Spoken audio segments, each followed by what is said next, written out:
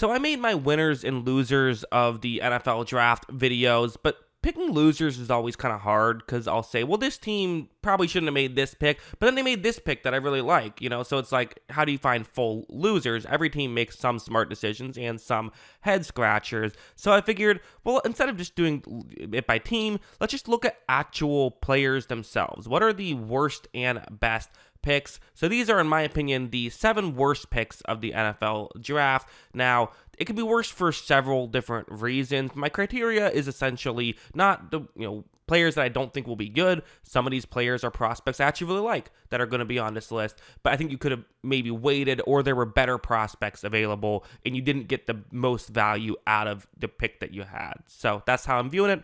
Let's just get into the list. First things first, I'm going with Rams running back Blake Corum, the Michigan running back, who does have some, pretty good tape. Is someone who I think a lot of people felt like if he came out a year earlier, maybe would have been a more hyped up draft prospect. They drafted him at 83, and for what it's worth, he was projected to go at 74, so it's not like a reach on the big board or anything like that. It's just, for me personally, I was not a huge fan of Corum. I have real questions as to if he's athletic enough to make it work at the NFL level. Now, the Rams will take chances on these players. They've done this in the past, like Tutu Atwell. Certainly there were some concerns about if he has the athleticism and the physical traits to make it work at the NFL level with how small he is. So the Rams are willing to take these chances.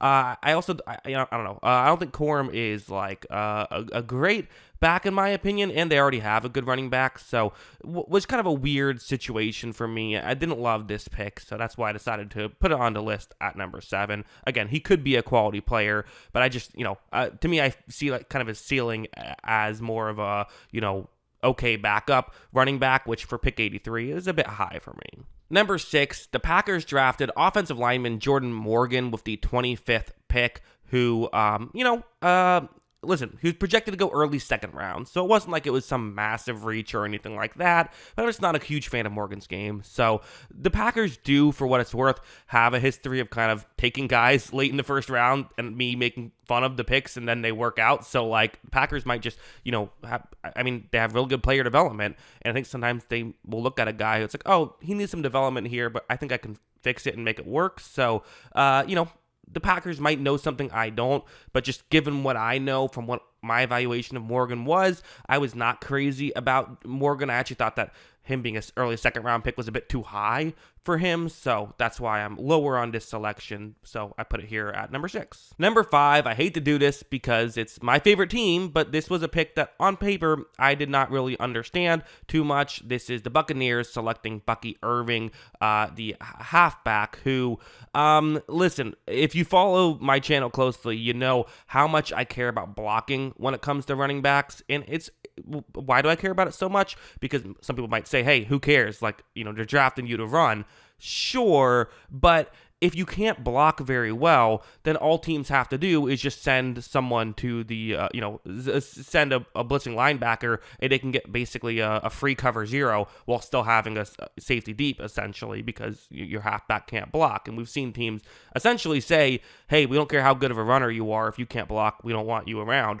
That happens. So because of that, I have real concerns about him. Maybe you can fix the blocking. He is an effective runner, but to me, I'm worried that you drafted a guy who might not be out there many downs. And again, you could put him out there on obvious running situations, but then you're kind of tipping your cards as to what you're doing, which is never good either. So I'm not saying he isn't worth any kind of pick, but 125 would have been was a bit high for me there. I get the appeal, but almost feels like they wanted a running back and drafted a running back instead of just getting best player available.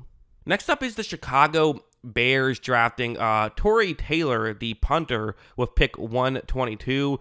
And listen, he was actually projected to go 151, so like that's okay, but like I'm not a fan of drafting punters in general. That's just not something I think makes sense. Maybe late, like in the 200s, you can consider it. But as a whole, it's usually not worth it. The marginal gain you get from a good punter versus a bad punter is not that much. that being said, and I think what also hurt is they only had 5 picks. So if it's a team that has, one of the, like the Rams who have like 11 picks, and like that's kind of why I'm not as mad at the Rams for drafting Blake Corum, even if I didn't love it, is because like when I have so many picks, we can afford to take some swings like this. The Bears didn't have a lot of picks. They do have positions that need to be filled, and now you're going out and spending one of those picks on a punter. Just was not my favorite fit. That being said, he's supposed to be a really good punter. So if you're getting a good punter, you're at least getting a good player, which is, a lot of times guys around there will not end up being good players. But when they are good players, they end up typically mattering a lot more than a good punter does. So that's why I put them on the list.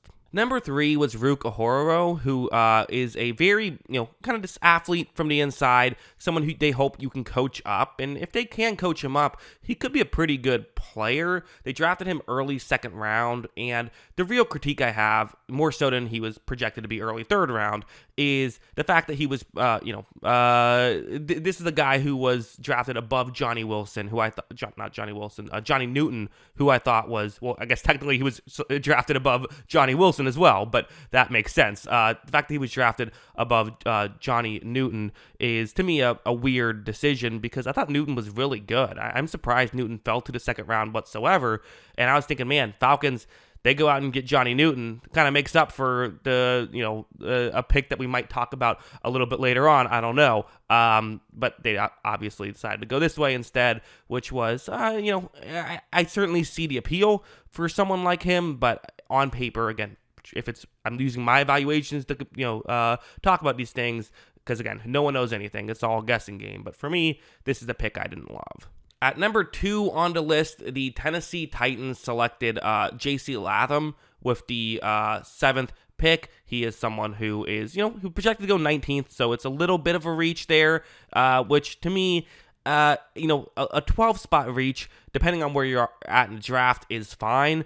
At number 7, though, I just don't love that. A guy, usually you have, in a typical draft, I don't know, like a few quarterbacks that people look at and are saying, okay, those are the guys who could be great. And then you might have like 5 to 7 non-quarterbacks who could be great. These sort of the blue chip prospects that aren't at the quarterback position. There were still blue chip prospects left on the table that the Titans decided not to go with, to instead get someone that fills a need, which just is not really, in my opinion, great team building. It could work if you're trying to be competitive right now and win a Super Bowl right now, and maybe in the short term it can work out, but over a long period of time, drafting for need is usually a bad idea, whereas drafting for best player available usually is going to help you out a lot more. And there were good players available that were also in positions of need as well. Maybe not their biggest need, but it's not like they couldn't use a Rome Odunze. Like, it's not like they couldn't find a place for Odunze to play. So, yeah, it wasn't crazy about that selection. It's number 2, but it is not my least favorite. And I also should clarify, I think Latham will be a really good player. But let's get into number 1 on the list. I mean, you knew it was coming. It's the Michael Penix pick. But I will say this about the Michael Penix pick. I do think that in a vacuum, it's maybe not terrible. Like, let's just say, for example, let's throw this out there. What if you were the GM of the Atlanta Falcons and you're the new GM of the Atlanta Falcons? Right before the draft, everyone in the front office resigns. You're the new GM, and now you have to handle the draft. That's your first assignment. In that scenario, I don't know if I would hate drafting Michael Penix, because I do think he's a really good player. I do think he's worth the number 8 overall pick, even if he was projected to be a kind of fringe first rounder. I don't think it's crazy to draft him at 8. And I think that you could make the argument that, okay, yeah, you have Kirk Cousins for a couple years, but Cousins does sometimes put a ceiling on your team, whereas having a guy like Penix could be better than that. I think the real issue that I have with this pick is I don't think it's fair to divorce the Cousins decision and the Penix decision. To me, they are in many ways the same decision, and it feels like they're trying to replicate the Jordan Love scenario. And listen, that worked out well for the Packers, kind of. I mean, they didn't win a Super Bowl with Rodgers and kind of ran him out of town, so that wasn't ideal. But they did get a good quarterback after it, who should be good for many years to come. That's good. You like that, but I think the question is, like, do you think that the reason why Jordan Love is good is because he sat behind Rodgers for a couple of years, or was he just going to be good and maybe that helped him a little, but he was just already a good player? We'll never know, but there isn't strong evidence for me to support the fact that letting a quarterback sit for a couple of years makes them more likely to succeed. So I would probably either draft a quarterback and have him play right away, especially a guy like Penix, who's a pretty pro-ready player. Like, that was one of the things I really liked about him coming out of college, is I thought he could play right away, whereas other, like Drake May, it might have made more sense to draft him and have him sit for a couple years, right? So that was weird. And they're going to pay Kirk Cousins for the next 2 years, and then he's going to have about $25 million in dead cap the third year if they cut him then. So, Penix's rookie deal is essentially wasted, but like I said, I do like him as a player, and there is a chance that you could screenshot this video and take it out of context in 5 years when he's a Pro Bowler. Maybe. I just don't love the entire decisions together is, to me, the issue. You can argue if, like, is it fair to put this pick on the list, or should it be the Kirk Cousins contract is essentially on the list? I'm saying this whole thought process is, in my opinion, flawed. That's my opinion on it. But maybe you disagree. Let me know if you do in the comments below. Always love hearing from you. And of course, as always, thanks for watching.